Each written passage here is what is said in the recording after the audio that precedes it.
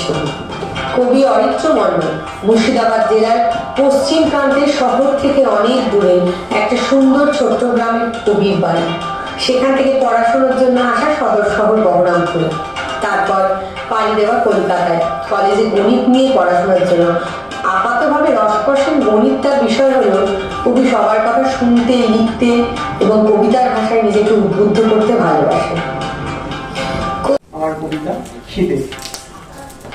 কিরে জগা, যাবি ক্লাই মাছ ধরতে? গেলে পরে হোটেলিস বিড়ি চলেছে, দুই ভাইতে ডালা ফেলে বিড়িতে দেবো টান। আসার পথে তুই ধরিস না হয় একশো বাংলা গান। দাওয়ারের দিন মনে করে মিশাবার একখানি ছাতা, হয়তো আবার জলে ভিজে মাথায় হবে ব্যথা। ঘাপটি মেরে ছোপে থেকে ফেলতে হবে ডাড়া, দেখতে পেলে ওই শালা মজুমদার আবার করবে তারা। পুকুরটাতে এক সিটি ভস্ত ছিল আমার বাবার, নেশায় গড়ে দিসি মতে এখন তো সবই কাবা। তাই তো বল বিড়ি তো খা, মদ ছাড়, যাসনে কর ওই বগলা ফোড়া রাখা।